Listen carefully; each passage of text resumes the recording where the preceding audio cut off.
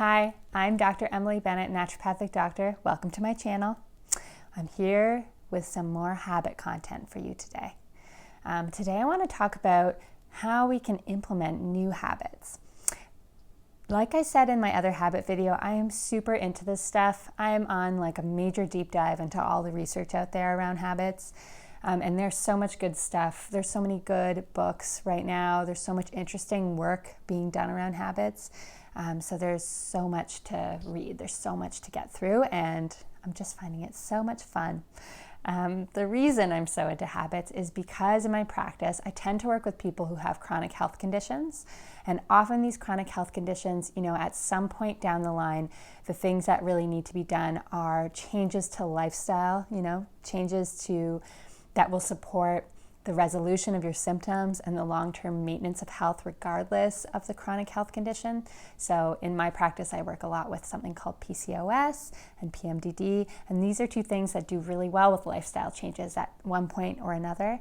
And so I want to be able to help people be successful in implementing new habits, these lifestyle changes. I want to make sure that my patients feel empowered to make changes and not like they're failing. I want to set them up for success. Blah, blah, blah. So today I want to give you a little bit of information about one way that you can set yourself up for success when you're trying to change a habit. So just a reminder on what we're talking about when we're talking about habits. So conventionally, or I know at least for me, when I first started thinking about this stuff, it's really easy to, when trying to think of what your habits are, to think about things that we consider to be good or bad habits, like going to the gym a few times a week is a good habit, and smoking is a bad habit. But that's not all what a habit is. Habits are things that you do automatically, things that you do without bringing your brain into the equation, things that don't involve choice. They're just actions that you engage in regularly without thinking about it, and they're usually prompted. They're usually in reaction to something. So an example might be, when you decide it's time for bed, when you have received some cue that it's time for bed, your habit might be to crawl into bed with your phone and then be on Instagram for a while, just scrolling. And that's what you do until you're too tired to keep your eyes open, and then you put your phone down and go to sleep. And you just do this every night and you don't even think about it. They say screen time isn't bad before, or is not a good idea before bed, but I like doing this and whatever. This is my habit. So you're doing it automatically. You're not making the decision. You just engage in the behavior without having a thought about it. So sometimes there will be moments where you want to change your habits. And one reason that I've kind of fixated on in terms of why you might want to change your habit is because when you notice the way your habits affect your quality of life or your sense of well-being downstream, you might want to change those habits just so you can feel better. And when you change the habit, when you work on making something habitual, at some point, it eventually stops requiring you to think about it before you engage in it. You're doing that right now without maybe realizing it. You are doing things without thinking about it. You do have habits around sleep, for example, that you don't even think about. You just go through the motion. Maybe some of those habits around sleep are things that are preventing you from having a really great, and fulfilling sleep, but you just can't see that right now because it's hard to notice what your habits are without really paying attention to what you're doing in that time frame. So when you eventually make a new habit habitual, when you eventually make this new thing something you do automatically, something that you've chosen to change because you can see that what you were doing before wasn't really serving you. You can already see that the thing you were doing was leading to you not feeling as good as you want during the day, or it was keeping you from doing things that you really like to do, things that you find really fulfilling, that improve your life and make you feel your best. So you want to change it. So once you start making the change with the habit, eventually it becomes habitual. But the hard thing is to stick with a new habit until it gets to that automatic point. We want to achieve automaticity, or the habit becoming habitual, because it frees up space for your brain.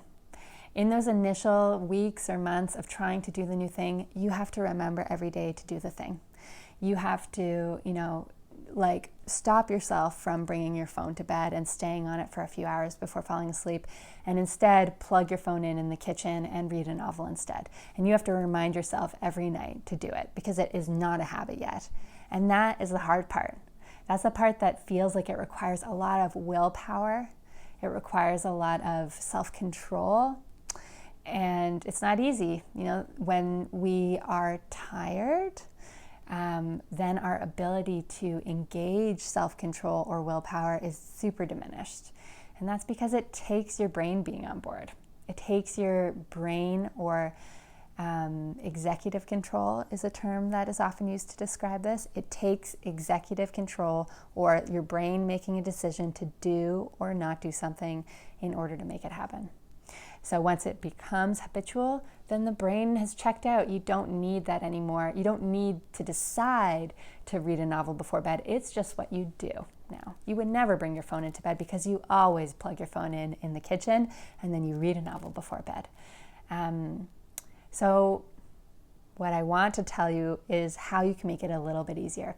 So one of the things that really helps us form a new habit is thinking about the context or the environment in which we are trying to do the habit, or in which we already do the habit, and then modifying the context or environment to in some way support the new habit. So, this is why sometimes, if you want to develop a new habit of keeping a journal, you intuitively might already do this. You intuitively might already change the context and environment of journaling for yourself in order to make it easier. So one thing you might have already done in the past is gone out and bought a new journal and a new pen. And you spent a while in a store picking the perfect journal, that has no lines on the page because you don't like lines, and has a soft cover because you want to open up flat. And you chose a pen that's like the perfect kind of inkiness. And you just got this stuff that you really like, things that you think are going to make you want to journal. So now you've kind of changed the context and environment of the act of journaling. Did I stop that? I didn't. I wonder if I can edit that out. I'm going to try. Okay, yeah. So you have changed, sorry about that. You have changed for journaling something about the context and environment of journaling to make it more appealing, to make the decision easier to make to write in your journal every day. Now you don't have to write in that old journal that you have years ago that you also used to write to-do lists.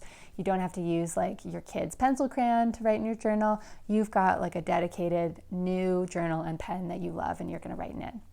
You can take that a step further by choosing a place in your bedroom that's really visible, that makes the choice to journal every night easier as well. Maybe if you have a bookshelf, maybe instead of having the latest novel that you're reading on top of the shelf, maybe you keep your journal on top of your shelf, or maybe you keep it on your bedside table, or maybe every day when you make your bed, you put your nice new journal and pen on your pillow, so that when you come back at night before bed, you see it right away and you get that cue. Oh yeah, I'm trying to journal every night. That's the thing I'm trying to do right now. And so you're more likely to engage in the behavior.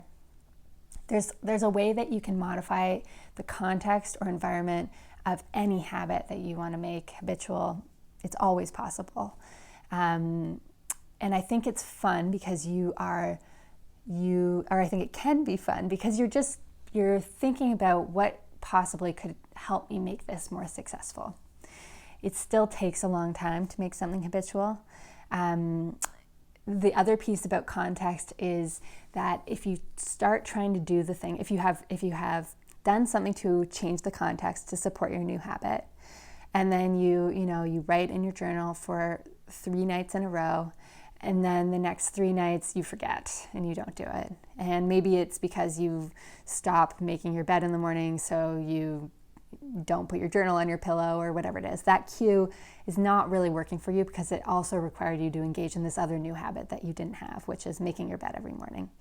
But when you start to experience what you're perceiving as failure, so you're not doing the thing you want to do, you have a couple of days where you miss it, it's an opportunity to look at your environment again and think about whether there might be something else you could do. If it, in that example, I already gave it away, but maybe that person doesn't make their bed, and so that's not really a good cue for them to use, because if they don't make their bed, then they forget to kind of finish the making of the bed by putting the journal on their pillow. Maybe something else would make more sense. Maybe they keep their journal in the bathroom right next to their toothbrush. They can bring it in there in the morning when they brush their teeth. They can, take the journal from the bathroom to their bedroom to write in it before bed after they've brushed their teeth. They're tying the journaling to a cue that's already habitual for them, which is brushing their teeth. Yeah, so context and environment is one of the most important things that you need to think about when you're trying to make a new thing habitual. So I want you to try that. If there's something that you really want to do, start small. Like, it could be anything. It could be, I'm not going to try and come up with another example. I do this a lot, just example. You can think of something, but it can be anything. Okay, I am going to think of an example. What if it is something around like cleaning your kitchen? Maybe you're great at doing the dishes after dinner, but like you always forget to wipe down your counter, or you just tap out before you wipe down your counter, or something like that. Maybe you want to buy like a nice glass spray bottle that you keep on your counter instead of under the sink, that has the whatever cleaning product or vinegar and water, whatever you use to clean your counter in it. And you buy like a nice, cute, natural sponge that you keep nearby, and it's there. Now you have this visible cue. You also have this new thing that you brought into your life that appeals to you in some way, and that might make it a little easier, and you can do it with anything. So yeah, let me know what you think. I'm all about this habit stuff. Stay tuned for more information. I never know what direction to press, but there's a subscribe button down here somewhere. Here, I think. I also have resources that are free available in my description below that are going to help you with implementing new habits as well. If you have any ideas for new videos, leave me a comment in the comment section, or any feedback at all. I hope you're having a great day.